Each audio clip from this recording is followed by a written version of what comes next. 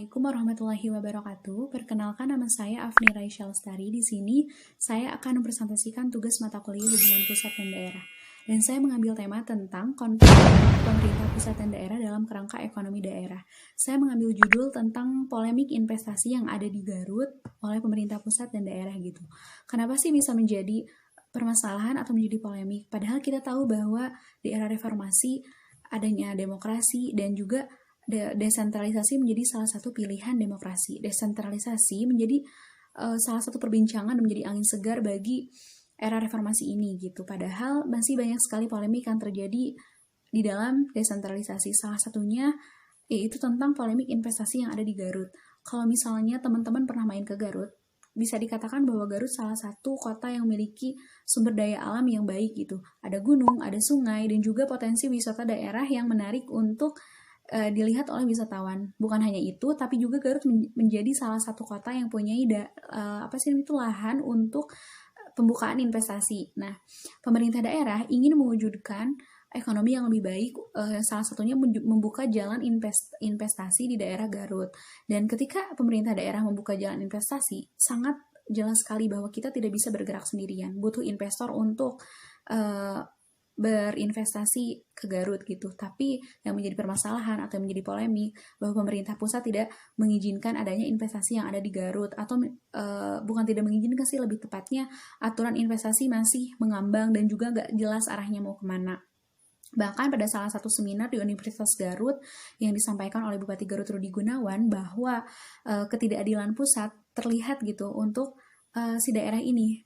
Dan pusat itu mengatakan alasan mereka tidak mengizinkan karena Garut yang UMR-nya masih rendah itu menjadi salah satu daya tarik bagi para investor. Dan kalau misalnya investasi dibuka di Garut, dikhawatirkan para investor lari semua ke Garut. Itu sangat gak logis banget sih kalau menurut saya pribadi gitu. Karena ini menjadi hal gitu bahwa desentralisasi menjadi salah satu kewenangan pusat untuk daerah, termasuk hal ekonomi dong. Dan ini menjadi salah satu hambatan untuk daerah dalam berekspresi, termasuk dalam hal ekonominya, sehingga banyak sekali gitu warga Garut yang urbanisasi ke kota karena kekurangan ekonomi ya, dalam tanda kutip. Padahal jelas sekali dalam Undang-Undang Nomor 5 Tahun 1974 tentang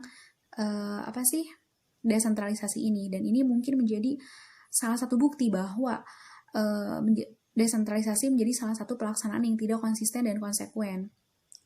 Kalau misalnya alasannya tadi karena ditakutkan banyak investor yang lari ke Garut, maka itu sudah terjadi.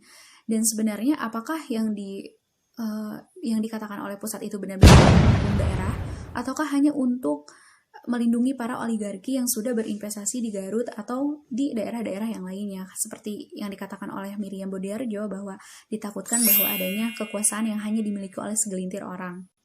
Padahal hal ini didukung oleh Peraturan Daerah Garut Nomor 29 Tahun 2011 yang berbunyi yaitu mengenai rencana tata ruang wilayah Kabupaten Garut yang isinya untuk mewujudkan keterpaduan pembangunan antar sektor, antar wilayah, dan antar pelaku dalam pemanfaatan ruang di Kabupaten Garut. Dan ini tuh ingin banget mewujudkan hal tersebut gitu, sehingga daerah atau pihak daerah tuh sangat berupaya untuk membuka jalannya investasi yang lebih baik lagi.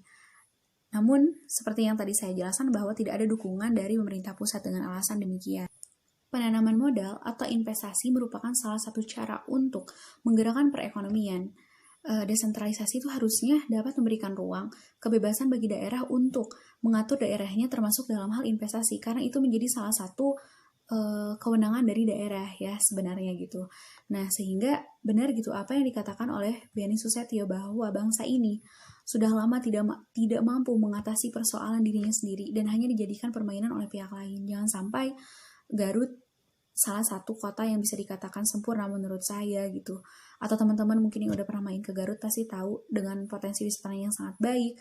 Dan sekarang pemerintah pusat nggak bisa mendukung hal tersebut karena alasan kalau misalnya investasi dibuka di Garut akan terjadi pelarian investor yang ada di daerah lain dan memakumkan ekonomi yang ada di daerah atau di kota lain. Justru itu sangat impossible gitu, karena Garut sekarang udah dikuasai oleh luar gitu, bahkan pabrik-pabrik juga udah mulai bermunculan.